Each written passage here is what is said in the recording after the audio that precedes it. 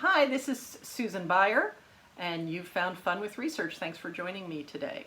I am a quantitative researcher, so I am using typically surveys with large numbers of people and crunching a bunch of data to find out the insights that we are looking for our clients. But there's another group of researchers that I have tremendous respect for, and that is qualitative researchers. These are the folks running interviews and focus groups with smaller numbers of folks, but really digging into issues and really sort of sussing things out from folks in a more intimate setting. And I have a lot of respect for people who do that.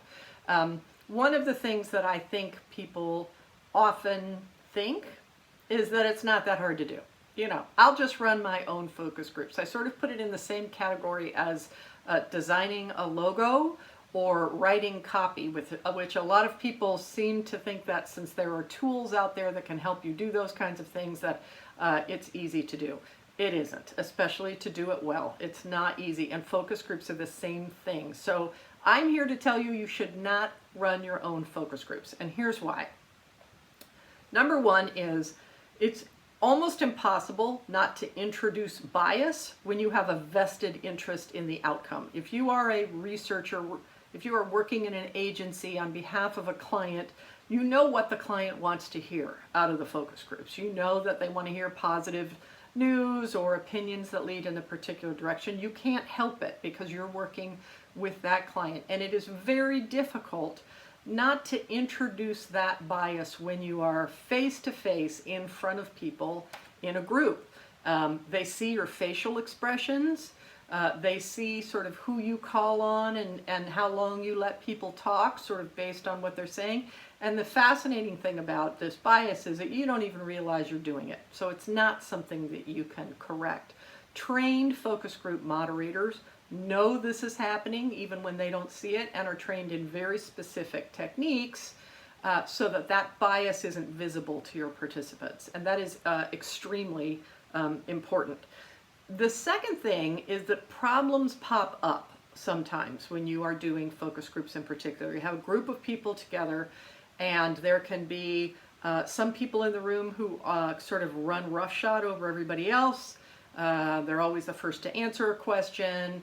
They're very sort of outspoken in their opinions and belief. They can sometimes be critical of what other people say or dismissive, etc. Trained moderators see that happening and know how to stop it. They are trained in specific techniques that reduce that kind of impact on a group and let all of the voices be heard. And people like you and me don't always do that very well. I'm not a good focus group moderator because I'm too opinionated and everything I think shows up on my face.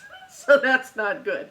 So that's the second reason, being able to spot problems as they're starting to occur and address them within the context of the group. The third problem is the same as the first, which is introducing bias. This time when you write up the results of the research. Again, if you have a vested interest, if you worked with this client for a while, if you know what they want to hear, that it's much more likely that you are going to put that understanding unconsciously into what you write up when you look at the results of what happens, especially in focus groups where it's not a clear set of numbers, right? Where you could say, oh, 64% and 23% and whatever. It's much harder to avoid adding your own opinion into a write-up, whereas a third-party moderator who's been hired to do the work, who doesn't have any vested interest in what the outcome is going to be much more likely to give you an unbiased, or certainly less biased, view of what happened in the group. So for those of you out there thinking you can run your own focus groups, if you are a trained moderator, go for it. Some people are better at this naturally than other people, but the training makes a huge difference. If you are not a trained moderator, I would encourage you to find someone nearby who's willing and trained to do that kind of work, because it is not easy work to do. As I said, I have tremendous respect for researchers who can pull it off, and I've seen good and I've seen bad. So if you're thinking you can do your own focus groups, maybe think about whether you can design your own company logo and give it a second thought. Thanks for joining me today. Talk to you next Friday on Fun with Research.